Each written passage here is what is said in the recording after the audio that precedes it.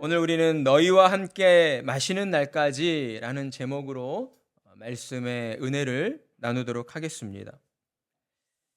우리가 영화를 보게 되면 재난에 놓여진 사람들이 자신의 힘과 능력으로 해결할 수 없는 그 고난의 순간들 앞에서도 힘겹게 헤쳐나가는 모습들을 우리가 종종 볼 수가 있습니다.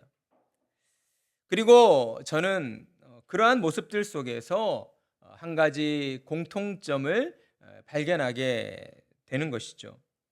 모든 영화에서 그렇지는 않겠지만 대부분 고난의 순간들을 참아내고 또한 이겨나가는 그들의 공통점이 무엇인가를 발견하게 되는데, 그것은 바로 무언가를 의지하고 있다라고 하는 점입니다. 무엇을 의지하고 있었을까요? 여러분 혹시 인터스텔라라는 영화를 보셨습니까? 인간의 탐욕으로 인하여서 기후변화가 심각해졌고 이제 더 이상 지구에서 식량을 재배할 수 없는 그러한 재난 가운데에 이를 극복하기 위해 인류가 새롭게 살아갈 수 있는 그 행성을 찾아 나선다라고 하는 그러한 영화의 이야기였습니다. 영화에 등장하는 아버지는 우수한 우주 비행사였어요. 평범하게 농사를 지으며 일상을 살고 있던 가운데에 이제 인류가 다시 한번 새롭게 살아갈 행성을 찾아 나설 그러한 우주 비행기를 띄운다는 그러한 소식을 알게 되었고, 인류를 구원해야 한다는 막중한 임무를 가지고 이제 사랑하는 딸을 남겨둔 채 우주로 떠나게 됩니다.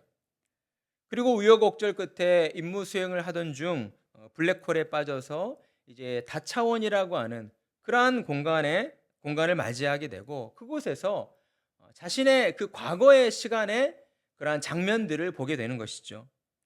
과거의 장면에서 사랑하는 딸이 이제 딸을 남겨두고 우주로 떠나겠다고 할 때에 계속해서 아빠를 말리게 됩니다. 그러한 모습들 속에서 이 블랙홀에 빠진 다차원에 빠진 아빠가 딸을 향하여서 아빠를 보내면 안 된다라고 하는 스테이라는 그러한 신호를 딸에게 보내게 되었던 것이죠. 그리고 이제 마지막 장면에 이르러서 수십 년의 시간이 흘러 죽음을 눈앞에 둔 늙어버린 딸을 이제 마주하게 됩니다. 그리고 그 영화에서 한 명장면이 등장을 하게 되죠.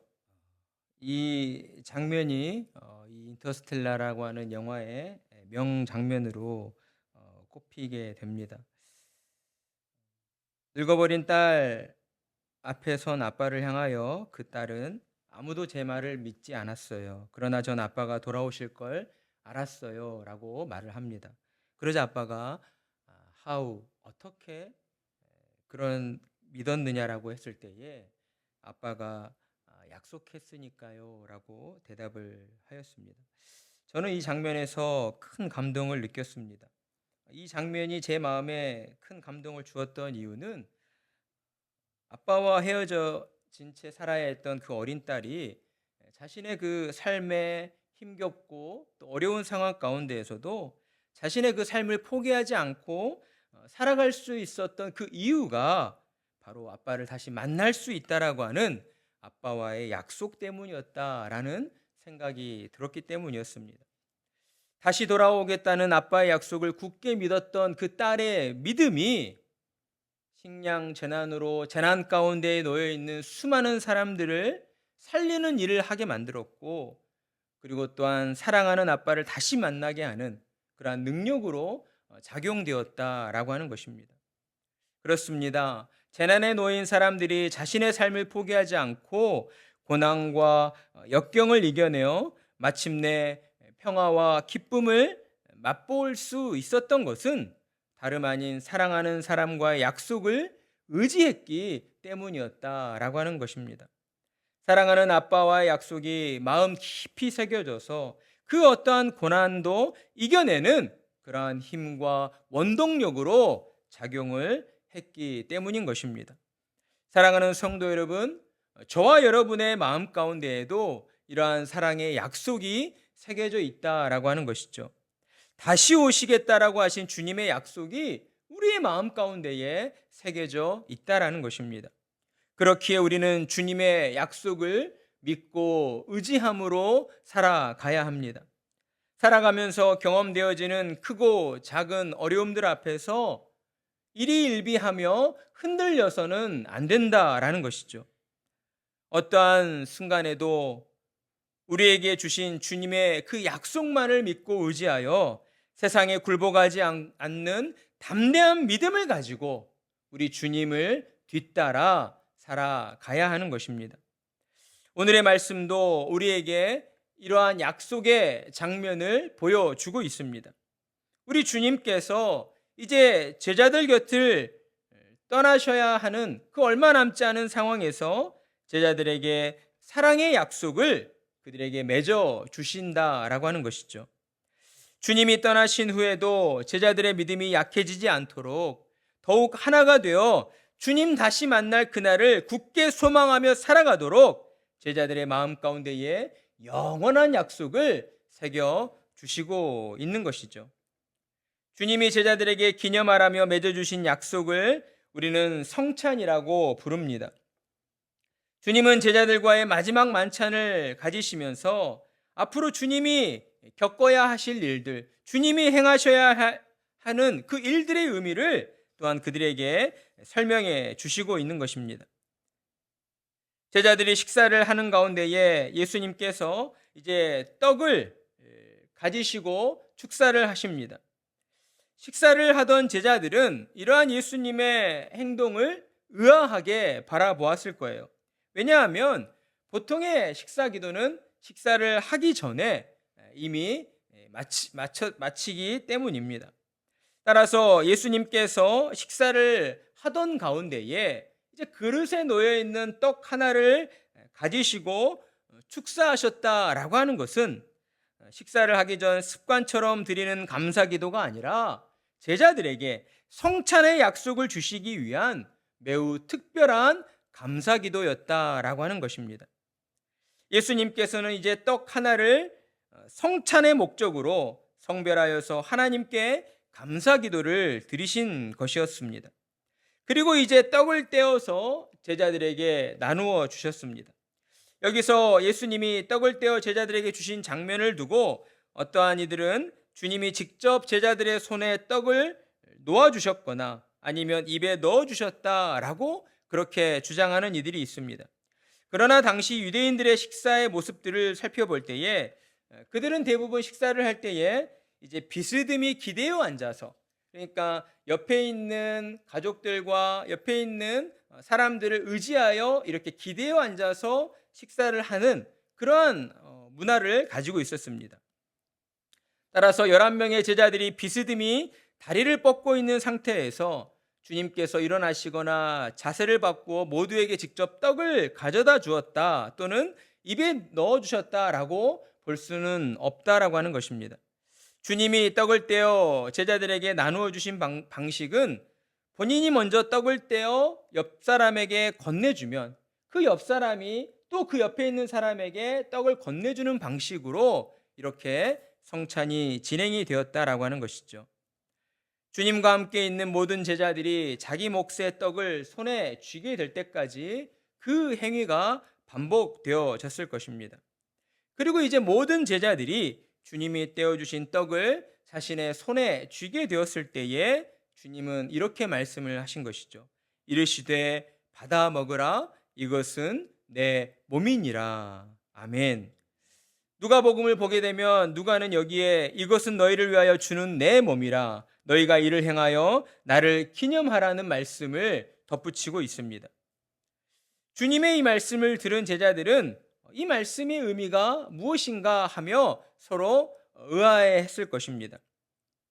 그렇기 때문에 주님이 하신 이 말씀으로 인하여 교회 역사를 보면 오랜 시간 교회 안에서도 주님의 말씀에 참된 의미를 두고 성찬 논쟁이 이어져 왔습니다. 중세시대 로마 천주교의 교황주의자들은 주님의 이 말씀을 두고 화채설을 주장했습니다. 그리고 루터를 따르는 루터파에서는 공채설을 주장했어요. 그리고 그 뒤이어 칼빈을 따르는 개혁주의자들은 영적 임재설을 주장했습니다. 로마 천주교의 교황주의자들이 주장한 화채설은 이런 것이었어요. 그러니까 이제 예배를 인도하는 사제가 성찬식 때에 떡과 포도주를 들어서 축사를 하면 사제가 들고 있는 떡과 포도주가 실제 그리스도의 몸과 피로 변하게 된다라는 주장이었습니다. 그리고 루터파에서 주장한 공채설은 이제 교황주의자들의 주장처럼 화채설과 달리 떡과 포도주가 실제로 변하는 것은 아니지만 떡과 포도주는 그대로 있지만 그 떡과 포도주 안에 그리스도께서 연합하신다라고 하는 주장이었습니다. 그러니까 떡과 포도주 안으로 그리스도께서 실제로 임재하신다라는 주장이었어요. 화채설과 공채설이 비슷한 것 같은데 조금은 다른 면이 있습니다. 화채설은 사제가 축사를 하는 그 순간 떡과 포도주가 실제로 그리스도의 몸으로 변한다는 거예요. 그러니까 물질 자체가 완전히 그리스도의 몸과 피로 변한다라는 그런 주장이었고, 루터의 공채설은 그 떡과 포도주에 그리스도께서 임재하신다라고 하는 거였어요. 그러니까 물질이 되는 포도주와 떡이 변하는 건 아니었어요. 그 안에 그리스도께서 임재하신다라는 주장이었고, 이제 칼빈이 주장한 영적 임재서는 성찬시의 떡과 포도주에 그리스도께서 영적으로 임재하신다라는 주장이었습니다. 이는 떡과 포도주가 실제 그리스도의 몸과 피로 변하는 것은 아니지만 성도들이 이를 믿음으로 받아들일 때에 성령께서 역사하셔서 그리스도의 찢기신 몸과 흘리신 보혈의 공로로 얻게 된 능력을 우리가 전달받게 된다라는 그런 주장이었습니다. 우리 세우는 교회는 칼빈의 영적 임재설을 믿고 따르고 있습니다. 따라서 개혁교회에서는 성찬식을 단순히 하나의 예식으로서 중요하다라고 이야기를 하질 않습니다. 단순히 성찬식에 참여해서 떡과 포도주를 먹고 마셨다는 것으로 그것 자체가 중요한 일이다라고 그렇게 이야기를 하지 않는다라고 하는 것입니다.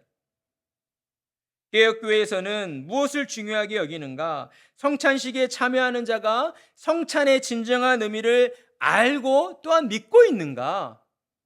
진정한 믿음을 가지고 성찬에 참여하고 있는가를 가장 중요한 지침으로 여기고 있다라고 하는 것이죠.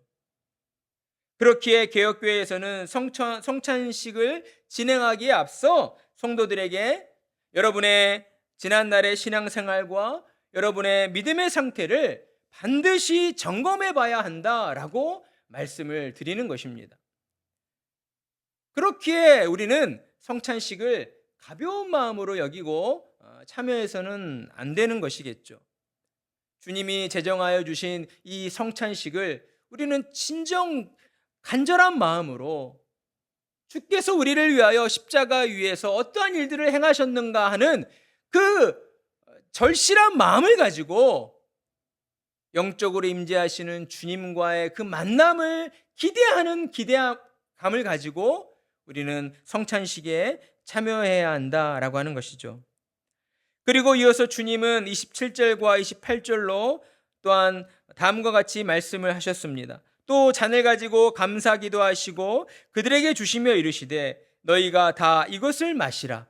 이것은 죄사함을 얻게 하려고 많은 사람을 위하여 흘리는 바 나의 피 곧 언약의 피니라. 아멘. 우리가 또한 영화를 보게 되면 적군에 맞서 싸우는 군인들이 결의를 다지며 혈서를 쓰는 장면들을 우리에게 보여주게 됩니다.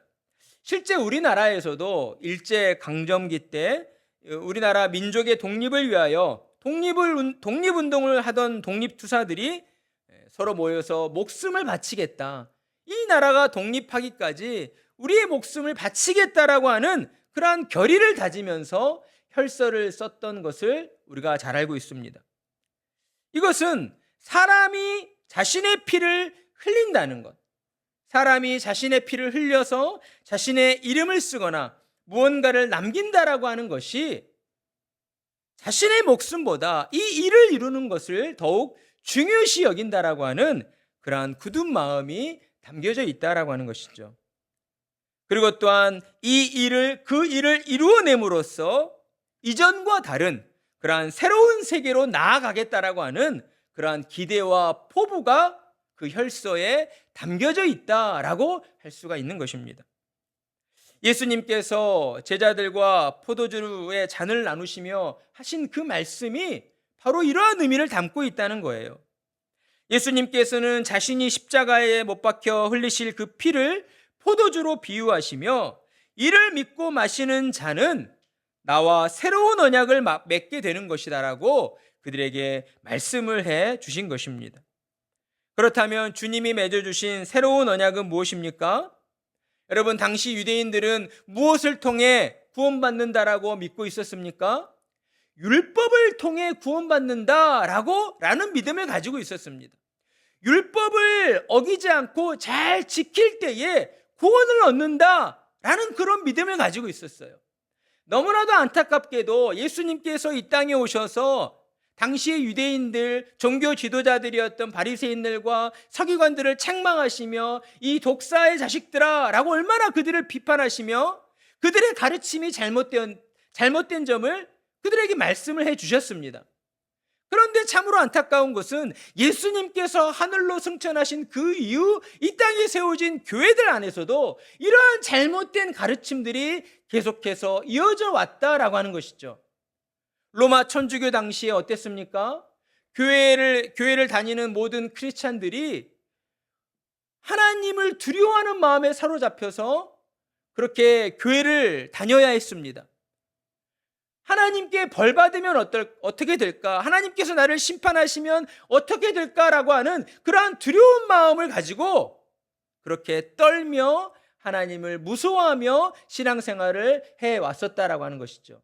왜 그런 일들이 이루어진 것입니까? 로마 카톨릭의 사제들과 또한 교황의 가르침이 어때요? 하나님 앞에 자신의 공로, 그러니까 의를 더 많이 쌓아야지만 구원을 받고 천국에 갈 수 있다라고 하는 그러한 잘못된 가르침들을 성도들에게 가르쳐 주었기 때문이었습니다. 예수님께서 지금 제자들과 포도주를 잔을 나누시면서 이 피로 말미암아 내가 너희와 새 언약을 맺으시겠다라고 하신 이 언약이라고 하는 것은 이제 구원을 얻게 되는 그 모든 일들, 우리 안에 있는 모든 죄들이 용서함 받고 하나님의 나라에 들어가게 되는 그 일이 율법이 아니라 무엇을 통하여 이루어지는 거예요? 예수 그리스도를 믿는 믿음으로 말미암아 이루어지게 된다는 것을 제자들에게 약속해 주시고 있다라고 하는 것입니다. 따라서 예수님은 제자들에게 이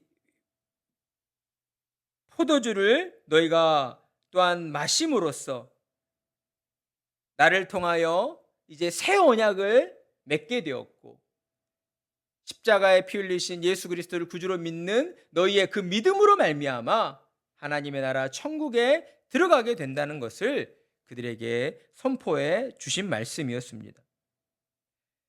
그러면서 예수님은 이 약속을 성찬으로 기억하고 기념하라고 하셨어요. 그리고 이제 제자들에게 마지막 그 약속의 도장을 찍듯이 29절의 말씀을 통하여서 내 아버지의 나라에서 새 것으로 너희와 함께 마시는 날까지 마시지 아니하리라는 그러한 약속을 제자들에게 남겨주셨습니다. 주님은 하나님의 나라 천국에서 제자들과 다시 만날 때까지 이 땅에서 만들어진 포도주를 마시지 않겠다라고 말씀을 하신 것이죠. 그리고 하나님의 나라에서 이제 새 포도주, 하나님께서 주시는 영원한 기쁨과 즐거움으로 가득 찬 그 새 포도주를 마시게 될 그날을 내가 기다리며 너희를 맞이하겠다라고 제자들에게 약속해 주신 것입니다. 주님이 주신 이 약속에는 두 가지의 의미가 담겨져 있습니다. 첫 번째는 반드시 제자들을 다시 만날 것이다 라는 주님의 약속이었습니다. 그리고 두 번째 약속은 하나님 나라에서 마시게 될 새 포도주는 이제 더 이상 이 땅에서의 그러한 고통과 아픔과 슬픔이 없는, 하나님이 주시는 영원한 기쁨과 평강을 누리는 그러한 새로운 포도주를 맛보게 된다. 그러한 약속이었습니다. 사랑하는 성도 여러분, 하나님께서는 오늘도 저와 여러분의 모든 삶을 지켜주시고 보호해 주시며 저와 여러분이 주신 그 약속을 붙잡고 나아가도록 우리를 인도해 주시고 계십니다. 이 땅을 살아가다 보면 여러 가지 어려움의 일들이 우리 앞에 놓여질 때가 있습니다. 내가 계획했던 대로, 내가 생각했던 대로, 그렇게 내가 원하는 대로 모든 일들이 이루어지지 않을 때가 참으로 많이 있다라고 하는 것이죠. 그러나 그 모든 순간 우리가 잊지 말아야 할 것은 우리 주님께서 우리 가운데에 약속을 주셨고 그 약속을 믿는 자마다 성령님을 통하여 너희와 함께 하시고 성령의 능력으로 말미암아 이 땅의 그 모든 고난과 어려움들을 또한 이겨나가도록 우리를 도와주신다라고 하는 그런 주님의 약속이 우리에게 주어져 있다라고 하는 사실입니다. 그러니 우리는 이 땅을 사는 동안 더더욱 예수님을 바라보며 더더욱 우리의 믿음이 굳건해지도록 하나님 앞에 나와 기도 드려야 하는 것이죠. 하나님 앞에 나와 기도 드릴 때에 우리의 믿음은 세상 가운데에서도 흔들림 없이 굳건한 믿음으로 일어서게 될 것이고, 우리 자신의 삶 속에서도 주님이 함께 하시는 기쁨과 감사를 누리게 되고, 그로 말미암아 우리 주변의 이웃들에게도 하나님의 사랑과 또한 은혜를, 예수 그리스도의 복음을 증거하는 그러한 복된 삶을 살아가게 될 것입니다. 주님이 우리에게 제정해 주신 이 성찬이라고 하는 약속을 여러분의 마음 깊이 또한 품으시고 날마다 여러분의 삶 속에서 하나님께서 나를 지켜주시고 나와 함께 하신다라고 하는 그 믿음을 가지고 여러분의 삶을 담대하게 살아 나아가시는 참으로 복된 성도님들이 되시기를 간절한 마음으로 축복합니다. 아멘.